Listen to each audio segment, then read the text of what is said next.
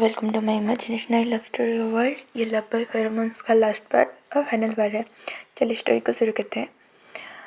हम जी जो एक हफ्ते में उनका बहुत ज़्यादा करके था, इनकी छोटी बड़ी चीज़ें उसने सारी चीज़ों से ऑफ ले लिया था। ये बात थोड़ी सी शॉकिंग थी सबके लिए कि हाँ, लान वांग जी ऑफिस नहीं आता था, घर पे रह रहा था और सडनली उसने इतने दिनों की छुट्टी ले ली क्योंकि हाँ, वांगी ने कह दिया था कि जब तक बेबी और विंग दोनों स्टेबल नहीं हो सकते, हाँ, पूरे 6-7 मंथ तक वो ऑफिस नहीं जाएगा। उसके सारे ऑफिस के काम उसके डैड्स और अंकल हैंडल करेंगे। ये बात सुन के उन्होंने कहा था बुढ़ापे पे काम कराओगे?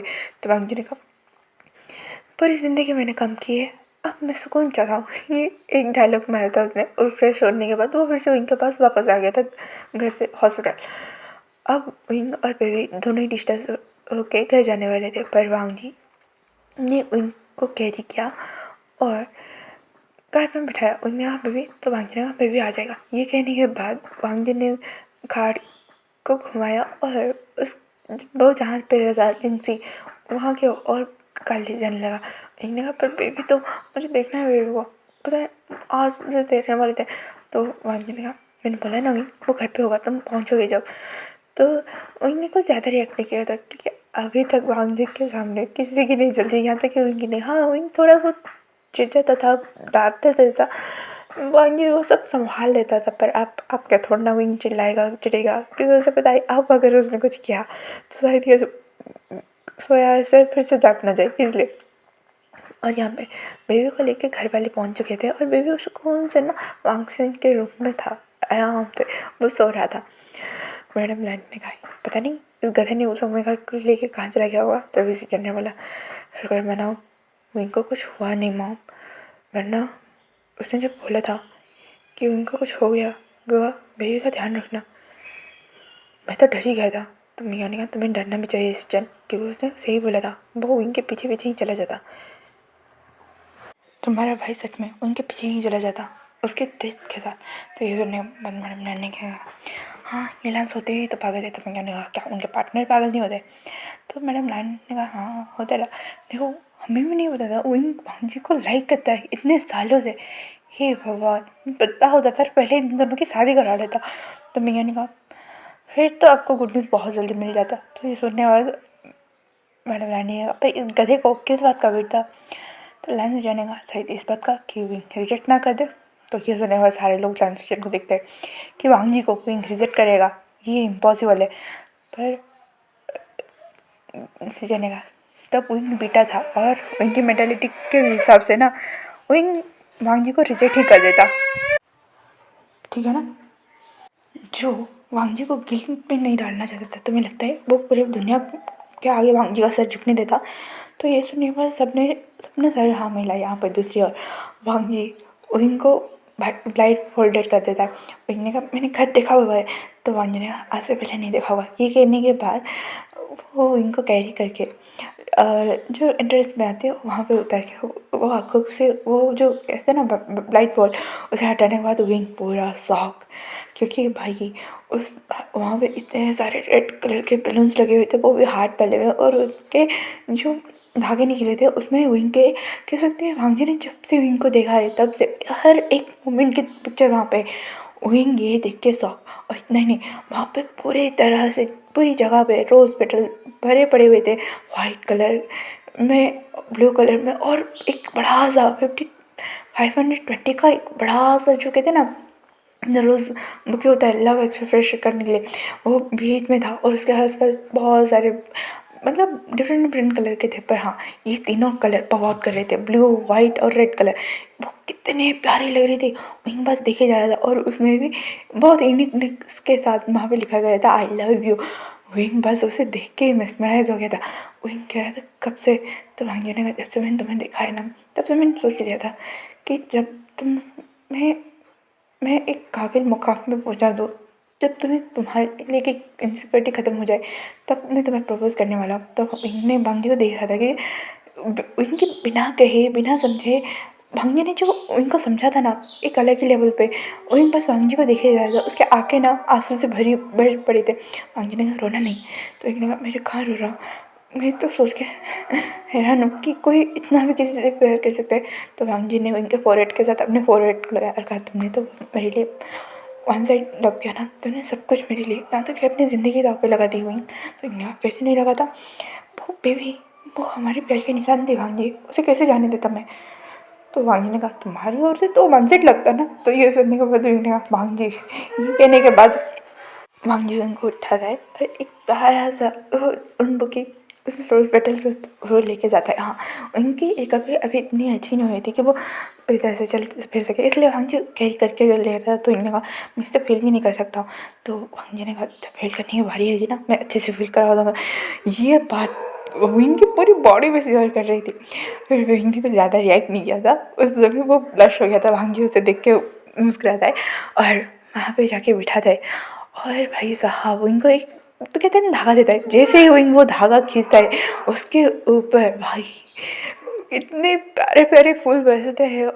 विंग बस देख के रह जाता है। उसके बाद वहाँ से एक कहते हैं ना उस वहाँ से एक धागे में एक बॉक्स निकलता है और विंग जैसे ही उस बॉक्स को खोलता है वहाँ पे 2 कपल ड्रिंक्स थे। विंग ने बस उस कपल ड्रिंक को देखा क्योंकि उसे याद है कि वांगची ने कहा था कि ये उसके ओर से किसी के लिए गिफ्ट है। उस विंग को लगा कि ये सिचन का मिंगा वगैरह के लिए होगा या फिर किसी दोस्त के लिए होगा। तो विंग ने ये डिज़ाइन चूज़ किया था और भाई साहब विंग को नहीं लगा था कि वही डिज़ाइन उसका कपल रिंग होगा। विंग ने कहा, वाह जी। तो क्या मैंने तो पहले से प्लान करके रखा था ये कि विंग को उसने रिंग बनाया और विंग ने भी वांग जी को रिंग बनाया। तो विंग ने कहा, घर चले, बेबी की बहुत याद आ रही है। तो वांग जी ने कहा, हाँ चलते। ये कहने के बाद विंग को उसने उठाया और कहने लगा, वैसे विंग तुमने मुझे प्रपोज़ किया, तुमने मुझे आई लव यू बोला। तो विंग ने कहा, तुमने भी किया था। तो विंग ने कहने के बाद वांग जी ने कहा, पर मुझे और कुछ चाहिए। तो विंग ने कहा, क्या मेरे पास कुछ नहीं है देने के लिए, जो था वो सब तुम्हारा है। तो ये सुनने वांग जी ने कहा, तुम्हारी ये फोटो। ये कहने के बाद वांग जी ने विंग के फोटो को पकड़ा और पैशनेटली किस करने लगा। विंग भी लगा ये था क्या शक। ये कहने के बाद विंग और वांग जी अलग होते हैं। अभी विंग शॉक में था, वो बाहर नहीं आता उस शक में से। उसके बाद वो घर पहुँचे। विंग को सारे लोग कहते ना बहुत ज़्यादा पैम्पर करता है। उसके बाद वो रूम पे जाता है, बेबी को फीड कराता है। बेबी चैन से रहता है। बेबी ऐसा बिल्कुल परेशान नहीं करता है। इतना कहते हैं न्यू बॉर्न बेबी बहुत ज़्यादा रोते हैं या बहुत ज़्यादा परेशान करते हैं, पर विंग का बेबी जो था ना बहुत शांत था। विंग का बेबी जो था ना वो विंग के ऊपर बहुत कम गया था, पर वांग जी के ऊपर पूरा गया था। तो विंग ने कहा, अगर कैसे मुझे कुछ हो भी जाता। तो वांग ने कहा, विंग। तो विंग ने कहा, अरे मैं पूरी बात सुन लेना, इस मॉल के अलावा इसके पास कोई भी कह सकता है कि ये तुम्हारा बेबी है, पूरी तुम्हारी तरह दिखता है। तो ये सुनने के बाद वांग जी ने कहा, हाँ कितना कितने रिंकल्स है, कितने एक एजेड आदमी के तरह दिखता है। तो इन्होंने कहा, हाँ तुम भी तो एजेड हो। ये क्योंकि विंग मुस्कुराने लगा था। तो वांग जी ने कहा, वही मैं एजेड हूँ। तो फिर वो कौन था जो उस दिन के बाद से चल नहीं पा रहा था। तो वांग जी ने ये जब बोला तो इग्नाश तुम बहुत बुरे हो। तो वांग जी ने कहा, तुम्हारे लिए। तो वो इग्ना बहुत बेशरम भी हो। तो वांग जी ने कहा, तुम्हारे लिए। तो इग्ना तुम बहुत बेलगाम हो। तो वांग जी ने कहा, तुम लगाम लगा देना। तो वांग जी ने कहा, तुमने इतनी चीज़ें लाइफ कहाँ से देखी। तो वांग जी ने कहा, तुम्हारे लिए सब कुछ हुई। ऐसे करके 2 हफ्ते बीत चुके थे। अब वो रिकवर हो चुका था और रिलायंसेशन और मिंगो की रिसर्च जो थी ना वो कामयाब हो चुकी थी। क्योंकि हाँ जो वांग जी के दोस्त भी आए थे उन्होंने बहुत हेल्प की। और हाँ सच में उसकी वजह से रिसर्च बहुत जल्दी कंप्लीट हुआ था। और उसकी वजह से सारे जो बीटास थे उनकी लाइफ को अब कोई खतरा भी नहीं था। अगर वो ओमेगा में कन्फर्ट होते कि ये रेयर कैसे है तो इन्हें प्रॉब्लम नहीं, पर सर्वाइवल रेट बहुत कम था। अब वो सर्वाइवल रेट बढ़ चुका था। ये एक बहुत बड़ी रिसर्च थी। यहाँ तक कि वही जब इस बारे में सुनता है ना उसे बहुत प्राउड फील होता है। हाँ कि उसकी वजह से ही सही किसी का तो किसी की जान बचेगी। तो वही ने कहा मैं आपसे एक बात बोलूँ। तो लैंसेशन ने कहा, हाँ आप मेरे बारे में बता सकते। ये सुनने के बाद वांग जी ने कहा, हुई तुम श्योर हो ना, पता है ना उसके बाद क्या होगा। पैप्स मीडिया तुम्हें सबको हैंडल करना पड़ेगा और तुम्हें तरह तरह के क्वेश्चन के आंसर देने पड़ेगा, यहाँ तक कि वो क्वेश्चन कर सकते हैं हमारे रिश्ते पर। तो वही ने कहा, तुम हो ना, मुझे कोई प्रॉब्लम नहीं होगा। नहीं होगा ना मम। तो मम ने कहा, बिंदास तुम जो करना चाहते हो करो, मैं भी देखता हूँ मेरे सन इन लॉ को कौन कुछ कहता है। ये सुनने के बाद वही बहुत ज़्यादा खुश था क्योंकि उसे पता है फैमिली क्या होती है, फैमिली की सपोर्ट क्या होती है। उसे यहाँ पे आके बहुत सारी चीज़ें मिल गई थी, ऐसे करके बहुत सारी चीज़ें हो रही थी। वहीं घर भांजी बेबी को टेक केयर में लगे हुए थे। जब से उन्हें पता चला कि वहीं ही वो मैं पहले तो वो लैंडस्लाइड पे रहता ही था, क्योंकि वो लान भांजी का सेक्रेटरी होता था, बीटा सेक्रेटरी, वो भी यूनिकनेस में, क्योंकि वहीं ही था, उस मुकाम पे पहुंचा था और कोई नहीं। विंग के बारे में जब पता चला ना, बहुत सारे लोगों ने ऐसा बोला कि हाय उसने खुद की बॉडी सेल के वहाँ पे पहुँचने के लिए वगैरह वगैरह, पर विंग ने सबके मुँह को एक ही इंटरव्यू में बंद कर दिया था। और वो इंटरव्यू उसने खुद जाके दिया था। उसने सिर्फ एक बात बोला था कि अगर बीटा से मैंने बहुत सारे प्रॉब्लम फेस किए थे। जब मैं पहली बार कॉलेज गया था, एक अल्फा के कॉलेज, तो वहाँ पे मुझे ऐसे दिखाया जा रहा था कि मैं कोई सब्जेक्ट हूँ, पर एक इंसान ने था जिसने मेरी बहुत ज़्यादा मदद की बिना बताए। वो मेरे हस्बैंड है। ये बात जान के सारी दुनिया वाले क्या वांगजी पे शौक कि भाई अभी तक शादी वादी हुई नहीं और विंगो से हस्बैंड बोला रहा है। तो विंग ने सारी चीज़ें क्लियर की कि कैसे उसकी स्ट्रगल भरी ज़िंदगी थी, कैसे बेटा को दिखा जाता है पर बेटा ऐसे होते नहीं, गाँव में उस जाओ, वहाँ पे आपको होप मिलेगा वगैरह वगैरह। विंग ने सारी बातें क्लियर कर दी थी। तो इंटरव्यू में पूछा क्या आप एक बेटा से ओमेगा बन के खुश है? तो विंग ने पहले ना मुझे बहुत डर लगा था कि मैं ओमेगा में कन्वर्ट हो गया। फिर ना मुझे पता चला कि जो होता है अच्छे के लिए होता है। पर हाँ, अगर कोई मुझे पूछे कि मिस्टर लान जी मुझे आज से बेटा एक्सेप्ट करते हैं या फिर मैं आज से बेटा उन्हें एक्सेप्ट करता, तो मेरे ओर से तो ना होता, पर हाँ मेरे हस्बैंड की ओर से हमेशा हाँ ही था। ये बात पूरी मीडिया को पता लगी भाई मिस्टर लालबाग जी तो बहुत चुपन निकले। अब जो नेगेटिव कमेंट्स आ रही थी ना विंग के बारे में, वो सारे पॉजिटिव में कन्वर्ट हो चुके थे। विंग और विंग के ऐसे आंसर सुनने के बाद वांग जी वहाँ पे आता है, सीधा वो इनको पकड़ के किस करता है और कहता है आप सबको जल्दी ही ग्रैंड मैरिज देखने को मिलेगा। भी लाइक ये था क्या, सारी दुनिया ने देख लिया मुझे। ये कहने के बाद भांजी ने इनको उठाया और वहाँ से लेके चला गया। ने कहा ये था क्या? तो भांजी ने कहा मेरे प्यार का इजहार था।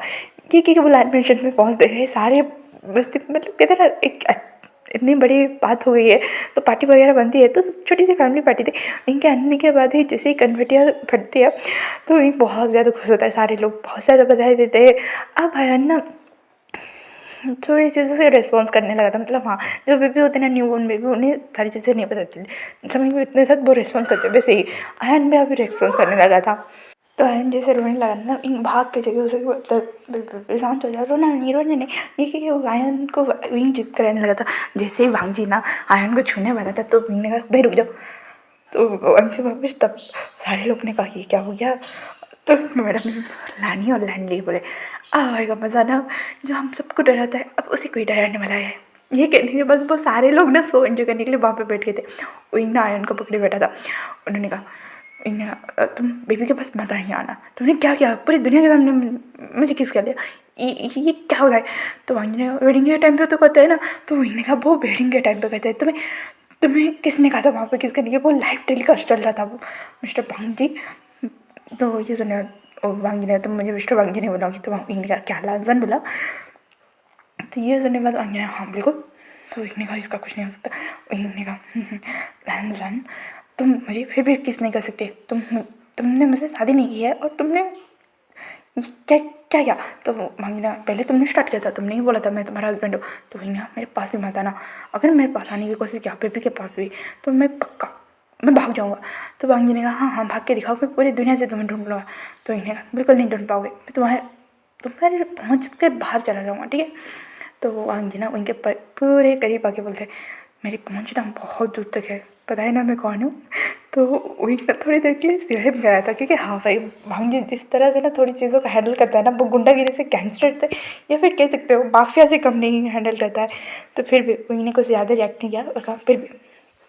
तो वांगी ने कहा वही मान भी जाओ ना, गुस्सा मत करो। तो उन्होंने कहा ठीक है बेबी की सारी चीज़ें अब तुम करोगे, बेबी की डायपर चेंज करना, उसके लिए मिल्क बनाना और तो और उसे ड्रेसिंग वगैरह। तो ये करने के बाद भांजी ने कहा क्या मैं? तो वही ना क्यों मैं ही सारी काम क्यों करूँ? तो जो कहते ना ये पेरेंट्स सबने फील किया था, तो सब ने बोला हाँ वांगी को तुम क्यों नहीं कर सकते। मैंने तो सिचन को बहुत कुछ सिखाया। मैंने ने बोला, यानी ने कहा मैंने भी जिनजूसन को सिखाया है, उसने भी किया है ना जिनजूसन। जिनजूसन ने कहा हाँ हाँ, सारे हाँ बोल रहे थे क्योंकि उन्हें भी तो वांगी की ऐसी हालत दिखनी थी। तो ये सुनने के बाद वांगी ने कहा ठीक है, इसमें कौन सी बड़ी बात होगी। तो सबने कहा हाँ हाँ, इसमें कौन सी बड़ी बात होगी। इसके बाद ना वांगी की पेरेंटिंग लाइफ शुरू होती है। वांगी ना जैसे बेबी पॉटी करता है ना, वो जैसे ही आयरन को क्लीन करने जाता है, गलती से आयरन को क्लीन करने वाला बेटा वाला अपने मुंह पे रख देती है। ये देखने बाद भी वांगी में ची ची ची ची, ये क्या कर दिया मैंने। जो वो सब देख रहा था उसे हंसी आ गई थी। फिर भी उसने फिर ना वहीं जाता है, वांगी को धीरे धीरे सब चीज़ें सिखाता है। वांगी को आयन की टक्कर करके बहुत खुश था।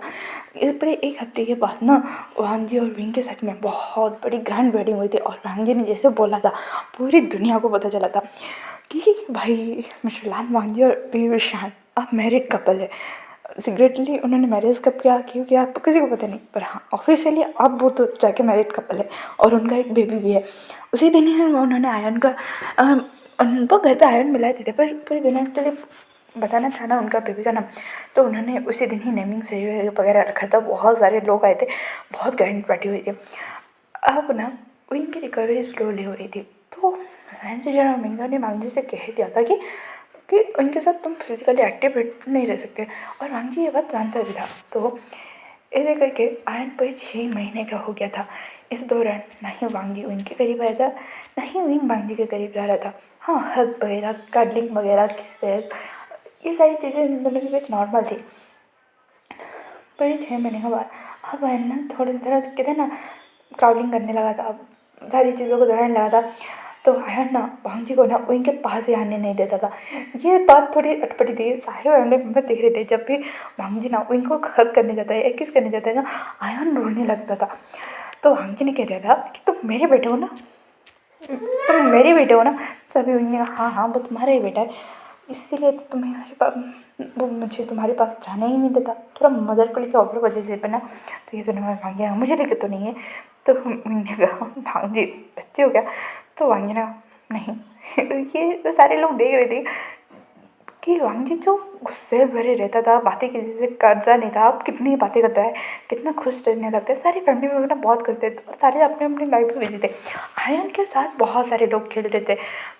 अब उनके बेबीज थे ना वो बहुत ज़्यादा, अब तो उनको ज़्यादा बर्डन भी नहीं होता था। बस आयन को फीड करा लो और बाकी सारे दिन वो पहले तो उनके ग्रैंड पेरेंट्स के साथ रहता था, उसके बाद उसके अंकल आंट के पास, उसके बाद उनके बच्चों के पास।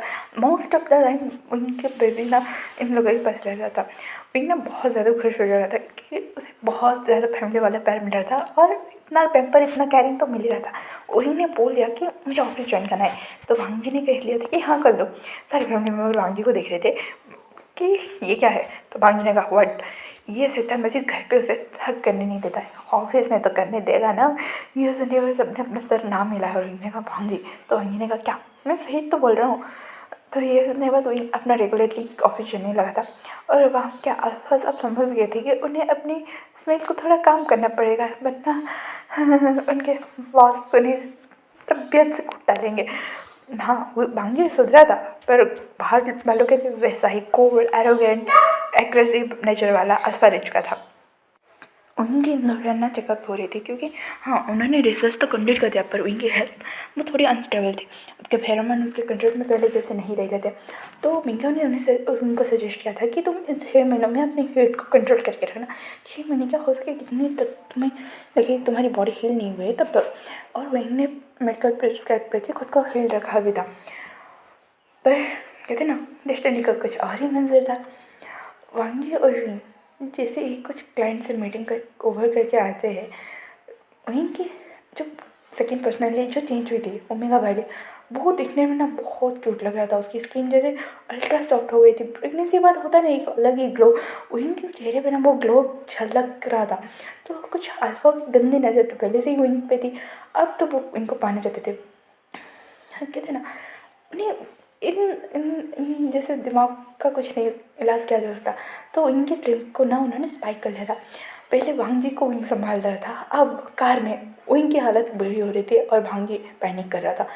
और उन्होंने सीधा लाल जीजन गंगा को फ़ोन किया था। लाल जीजन गंगा जो अभी अपने प्यारे से ओमेगा को किस करने वाले थे, तभी उन्होंने कहा ये लो आ गया एंटी रोमांटिक कीड़ा। तो मैंने कहा फ़ोन उठा वो सचिन। तो ये सुनने के बाद लाइन सचिन ने जैसे ही फ़ोन उठाया तो वांगी ने कहा इनको ड्रग दिया जाए। तो सचिन ने कहा तो उसकी मदद करो। तो वांगी ने कहा कैसे, पर वो तो मैंने ने कहा वही आप पूरी तरह से ठीक हो चुके हैं वांगी, तुम उसकी मदद कर सकते हो। ये कहने के बाद मैंने फ़ोन कट कर लिया और वांगी बस विंग को देखता है और वांगी बोले विंग हम नॉर्मली कब फिजिकल होंगे, पहले तो मैं होश में नहीं रहता हूँ या फिर तुम होश में नहीं रहते हो, ये हो क्या रहा है। ये कहने के बाद वांगी ने कहा होटल लेके चलो और वांगी और विंग होटल पहुँचते हैं। विंग जो आउट ऑफ कंट्रोल हो चुका था वो वांगी को बस किस कर रहा था, स्निप कर रहा था। वांगी कह रहा था विंग रुक जाओ, तो विंग ने कहा नहीं मुझे तुम चाहिए, ये कहने बस इतना ही बोलना था। अब वांगी आउट ऑफ कंट्रोल, वो सीधा विंग को उठाता है, बेड पे पटकता है और बस विंग के कपड़े पूरी तरह फाड़े हुए थे और वांगी विंग के ऊपर था। विंग बस मौन कर रहा था वांगी के नाम से, वो लान कह के मौन कर रहा था और ये बात वांगी को और ज़्यादा एक्साइटमेंट से भर रहा था। और ऐसे ही उनका प्यारा सा मोमेंट ख़त्म होता है और वही सुबह उठता है।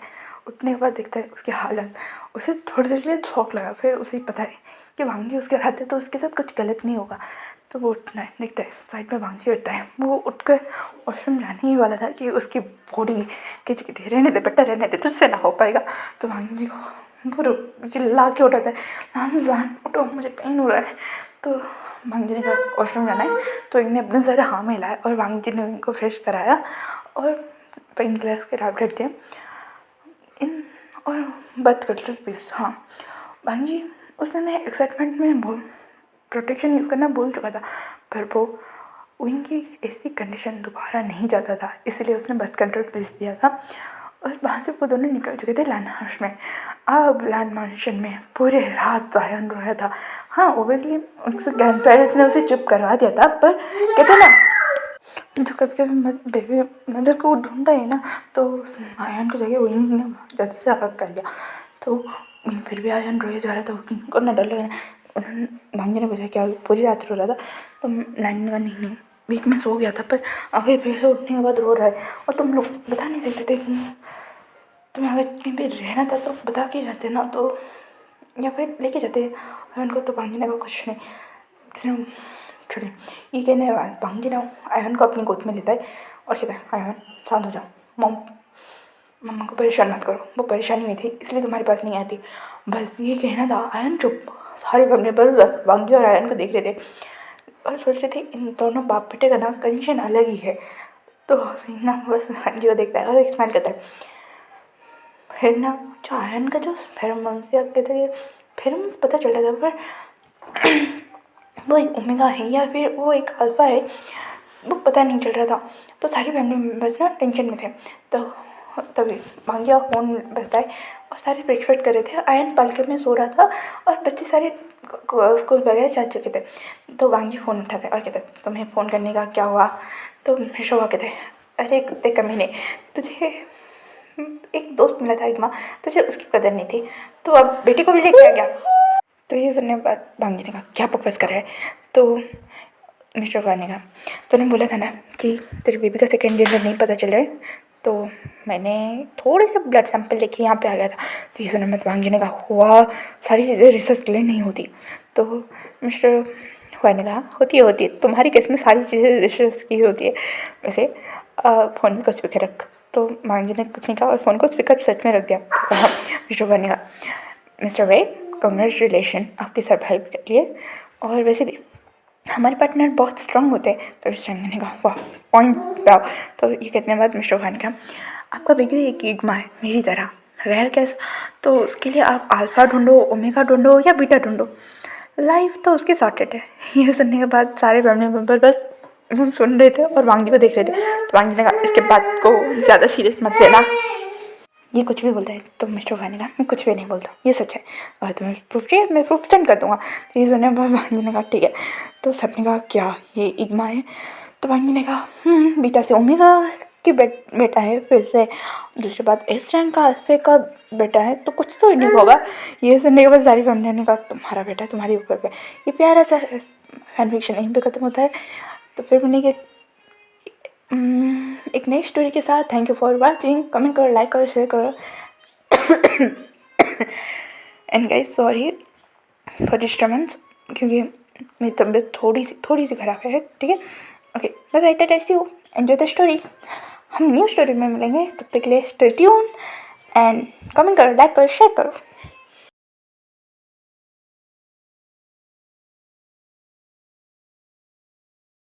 Thanks for watching. Bye bye, cuties and sweeties.